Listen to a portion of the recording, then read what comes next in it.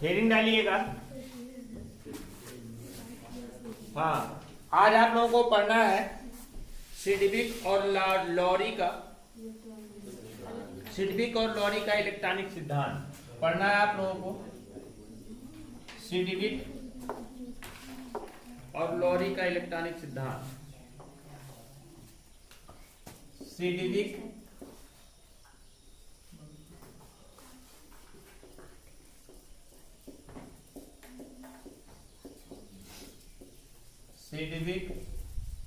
और लॉरी का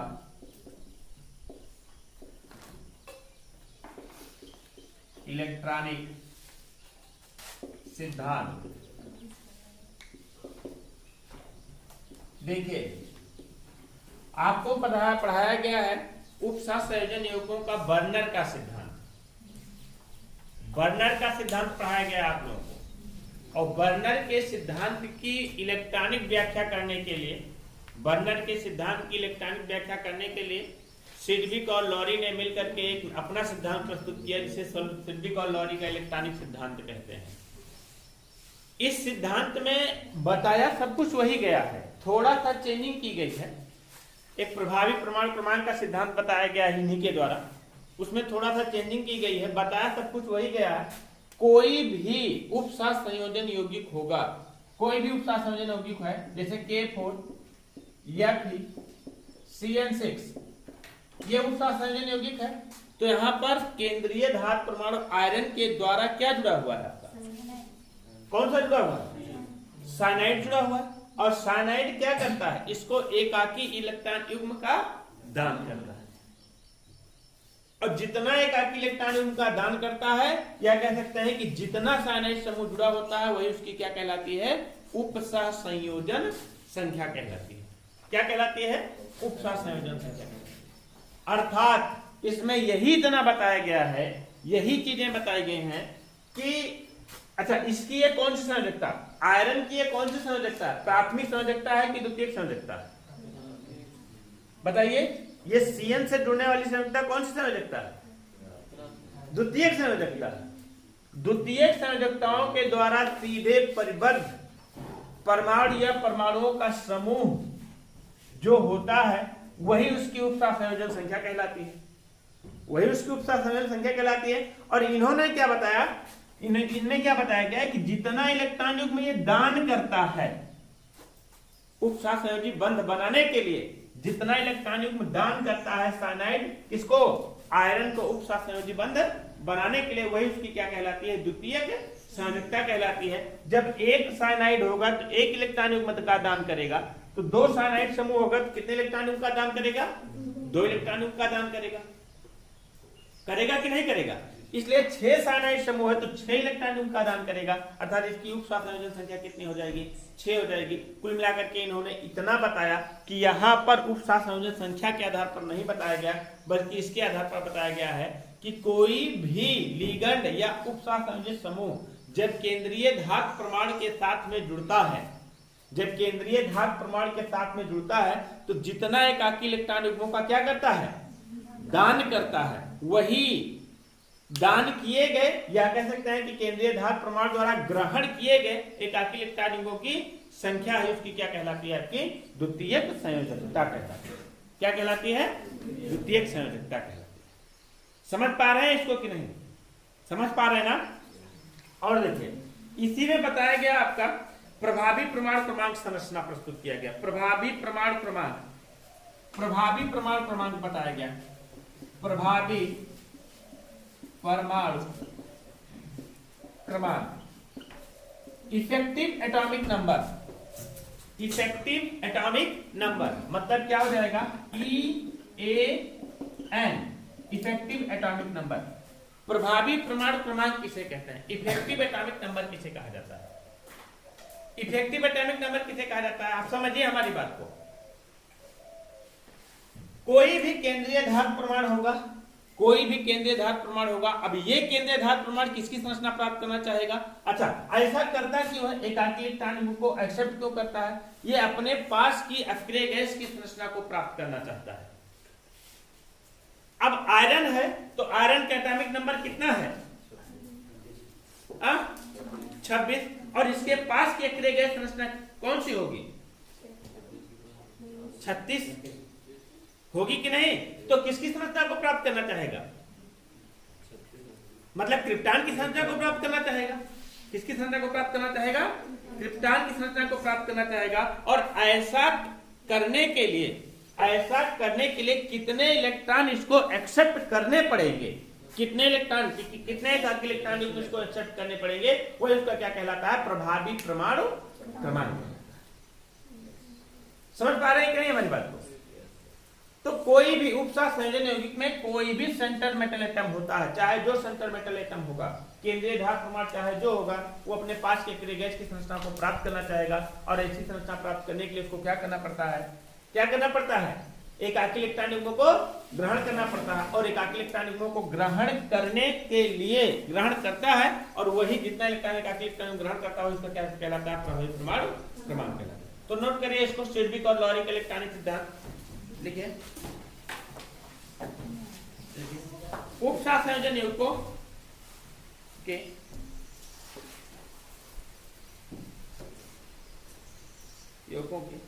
बर्नर सिद्धांत की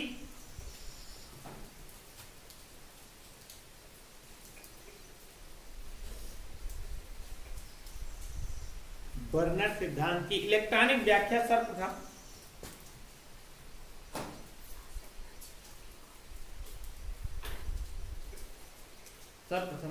एनबी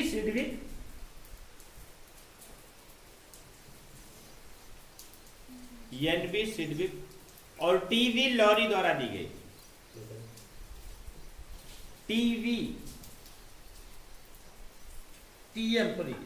एनवी सिडविक और टीएम लॉरी द्वारा दी गई।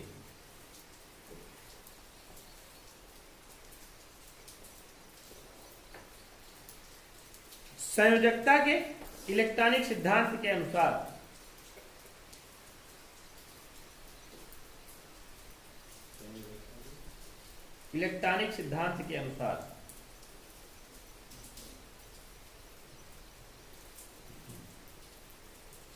केंद्रीय धातु की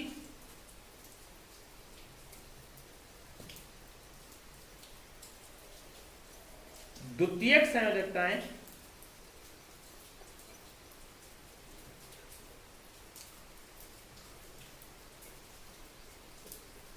उपसह संयोजकताएं हैं।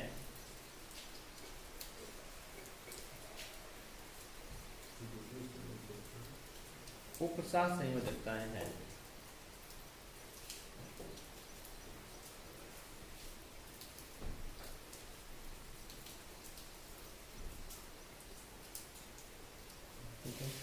धातुओं की संकुल यौगिक बनने की प्रवृत्ति, धातुओं की संकुल यौगिक बनने की प्रवृत्ति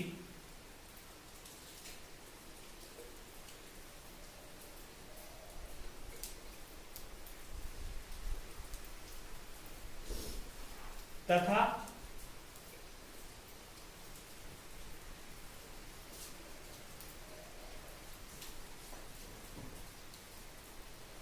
संकुल यौगिकों में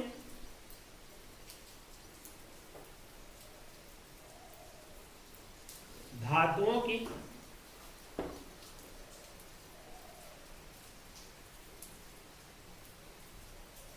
उपसह संयोजन संख्याओं की व्याख्या करने के लिए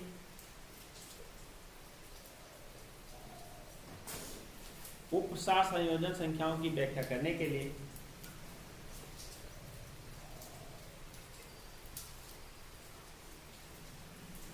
एनबी सिडविक द्वारा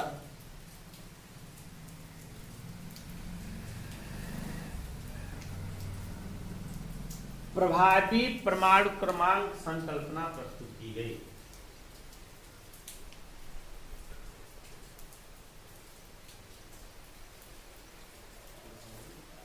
प्रभावी परमाणु क्रमांक संकल्पना प्रस्तुत की गई।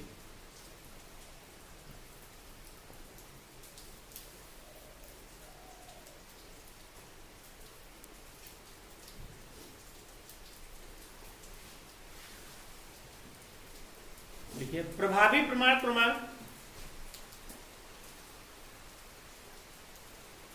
नियम के अनुसार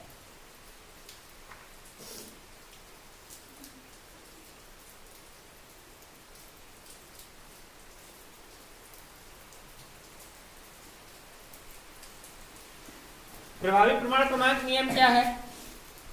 क्या नियम है प्रभावी प्रमाण क्रमांक?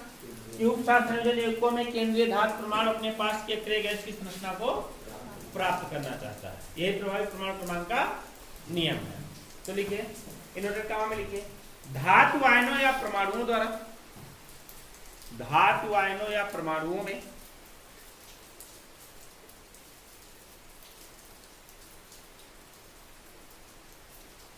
धातु आयनों या परमाणुओं में इलेक्ट्रॉन युग्म दाता परमाणु या समूहों से,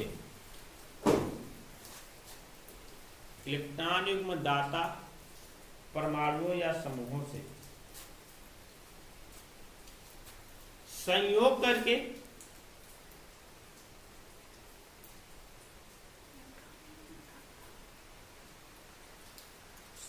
करके अपने निकटवर्ती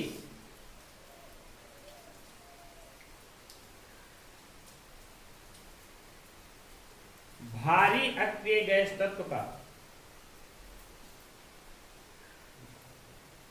अपने निकटवर्ती भारी अक्रिय गैस तत्व का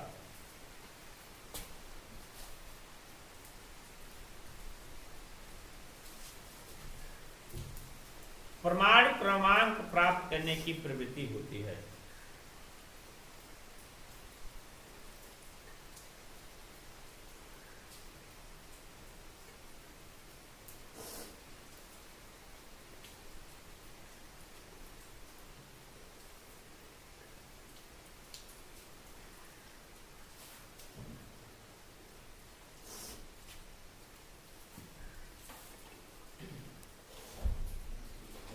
इसको समझ गए कि कोई भी केंद्रीय धातु प्रमाण होगा, कोई भी केंद्रीय धातु प्रमाण होगा, वो केंद्रीय धातु प्रमाण अपने पास के निकटवर्ती अक्रिय गैस की संरचना को प्राप्त करना चाहेगा।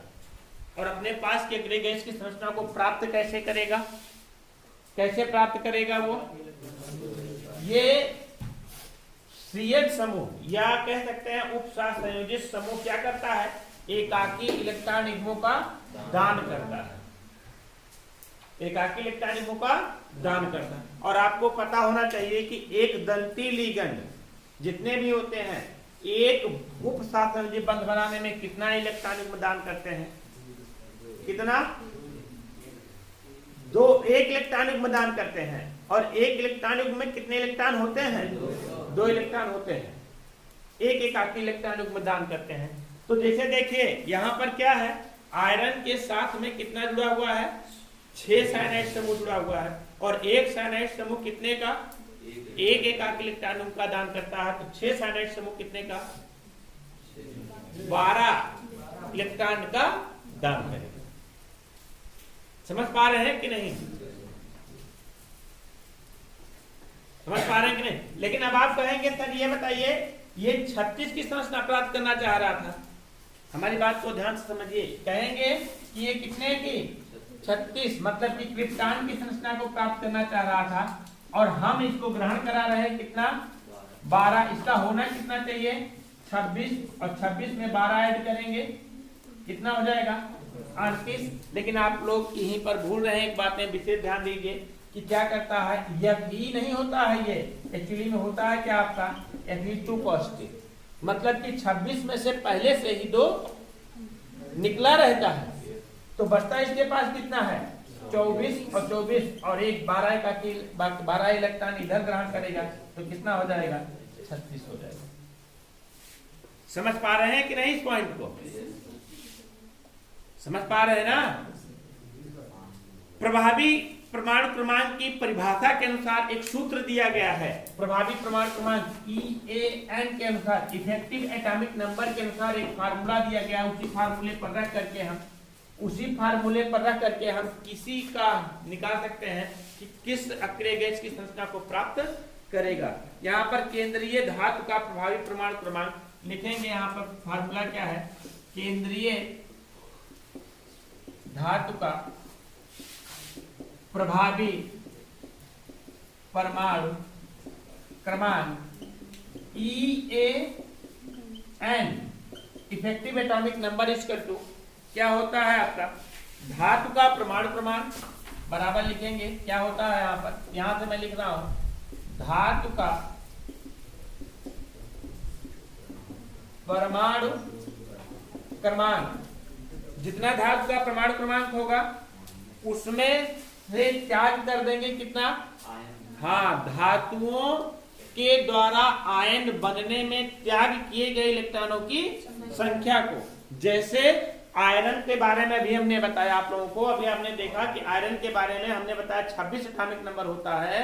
एटॉमिक नंबर कितना होता है आयरन का, 26 होता है, 26 होता है, लेकिन उस पर 2 पॉजिटिव चार्ज होते हैं, इसलिए इसको उस पर हमने क्या निकाल दिया, 2 इलेक्ट्रॉन निकाल दिया, है ना, तो बन गया Fe2 पॉजिटिव, मतलब धातु आयन बनने में त्याग किए गए इलेक्ट्रॉनों की संख्या परमाणु क्रमांक में से क्या करेंगे, उसको हम घटा देंगे, माइनस लिखेंगे धातु आयन बनने में त्याग किए गए किसकी संख्या, इलेक्ट्रॉनों की संख्या, है ना। और फिर प्लस क्या करेंगे, किसको जोड़ देते हैं उसके बाद उसमें से जो एकाकी इलेक्ट्रॉन युग्म होता है, जितना एकाकी इलेक्ट्रॉन युग्म क्या किया जाता है, दिया जाता है। अच्छा, एकाकी इलेक्ट्रॉन युग्म एक उपसहसंयोजित समूह द्वारा एक एकाकी इलेक्ट्रॉन युग्म दिया जाएगा, एक एकाकी इलेक्ट्रॉन युग्म दिया जाएगा, और एक एकाकी इलेक्ट्रॉन युग्म में होते कितने हैं, 2 होते हैं। तो क्या लिखेंगे हम, 2 इंटू क्या लिखेंगे, 2 को किससे गुणा करेंगे, उपसहसंयोजित समूहों की संख्या, 2 गुणे उपसहसंयोजित समूहों की संख्या, मल्टीप्लाई कर प्लस कर देंगे। अब जैसे हमने देखा, आपको बताया K4 Fe CN6, यही हमने बताया ना। अब देखिए इसका हम आयरन का EAN निकाल रहे हैं, इफेक्टिव एटॉमिक नंबर निकाल रहे हैं, आयरन का EAN निकाल रहे हैं। तो आयरन का EAN कैसे निकालेंगे, पहले धातु का परमाणु क्रमांक, तो आयरन का परमाणु क्रमांक कितना होता है, 26 होता है ना। तो लिखेंगे कितना हम, 26 माइनस धातु आयन बनने में त्याग किए गए इलेक्ट्रॉनों की संख्या, धातु आयन बनने में त्याग किए गए इलेक्ट्रॉनों की संख्या कितनी है, 2 है। तो लिखेंगे 2 प्लस 2 गुणे कितना है, उपसहसंयोजित समूह की संख्या कितना है, 6, 2 गुणे 6 बराबर कितना हो जाएगा, 26 24 प्लस 12 बराबर कितना, समझ गए कि नहीं। तो किसी का EAN इफेक्टिव एटॉमिक नंबर ज्ञात कर सकते हैं कि नहीं, इससे ज्ञात कर सकते हैं ना। तो क्या लिखे हैं आप लोग, कहां तक, हाँ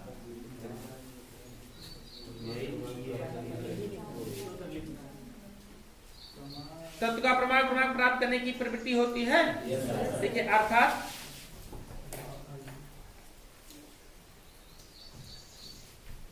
किसी उपसहसंयोजन युग्म में केंद्रीय धातु द्वारा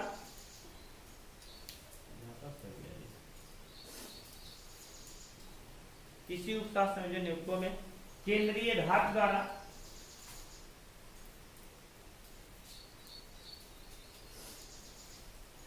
एकाकी केंद्रीय धातु द्वारा अपने पास के अक्रिय गैस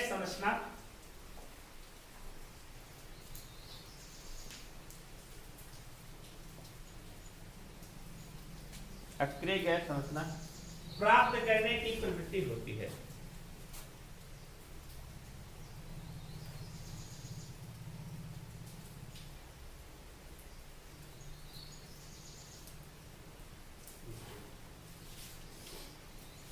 देखिए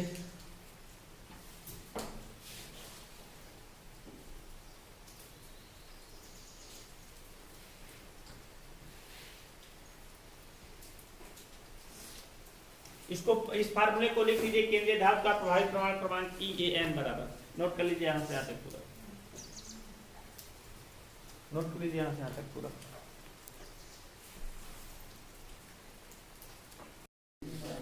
चलिए देखते हैं कुछ उपसार संयोजनों का EAN निकालने का प्रयास करते हैं, इफेक्टिव एटॉमिक नंबर निकालने का प्रयास करते हैं। कुछ उपसार संयोजनों का हम एक सूत्र लेते हैं, पहले भी हमने ले लिया है, कौन सा, K4 Fe3N6 वाला, K4 Fe3N6, K4 Fe3N6 में केंद्रीय धातु का प्रमाण क्रमांक है ये, केंद्रीय धातु का प्रमाण क्रमांक लिखते हैं। केंद्रीय धातु आपका क्या है, आयरन, आयरन का प्रमाण क्रमांक कितना होता है, 26। केंद्रीय धातु द्वारा त्याग किए गए इलेक्ट्रॉनों की संख्या, केंद्रीय धातु द्वारा त्याग किए गए इलेक्ट्रॉनों की संख्या कितनी होती है, 2 होती है। यहाँ पर उपसार संयोजक समूह की संख्या गुणे 2 करेंगे, उपसार संयोजक समूह की संख्या कितना है, 6 है, 6 गुणे 2 कर देंगे, बराबर कितना आ जाएगा आपका 12। और EAN निकालेंगे, EAN निकालेंगे कैसे करेंगे, 26 में से -2 करेंगे और प्लस कितना कर देंगे 12, यही तो होता है, और बराबर कितना आ जाएगा आपका 36, जो कि किसका होता है, क्रिप्टन। समझ गए कि नहीं, समझ गए ना। अब मैं कुछ यौगिक यहाँ लिख दे रहा हूं और कुछ यौगिक लिखने के बाद सबका EAN आपको निकाल देना है तुरंत। देखिए देखिए CO दूसरा यौगिक है आपका, CO NH3 का होल 6, NH3 का होल 6, Cl3। मैं त्याग किए गए इलेक्ट्रॉनों की संख्या में बता देता हूं, यहां पर 3 होगा त्याग किए गए इलेक्ट्रॉनों की संख्या। अगला K2 Ni Cn का होल 4, और Ni द्वारा त्याग किए गए इलेक्ट्रॉनों की संख्या कितनी होगी, 2 होगी। अगला K3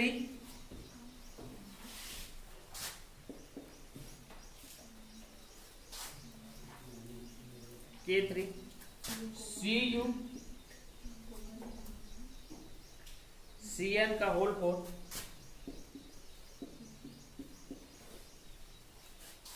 कॉपर का ज्ञात करना है, यहां पर 1 होगा इसका। अगला Ni CO का होल 4, और यहां पर इसका होगा 0।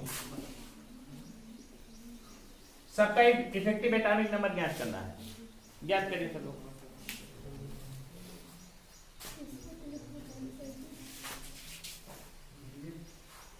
ज्ञात करिए सब लोग, उसमें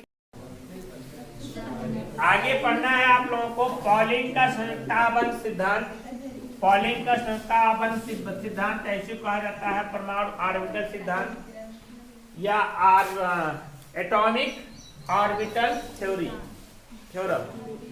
एटॉमिक ऑर्बिटल थ्योरम मतलब कि इसे कहा जाता है valence bond theory. Valence bond theory तो मतलब कि VBT यही है VBT पढ़ना है, इसको पढ़ाएंगे कल।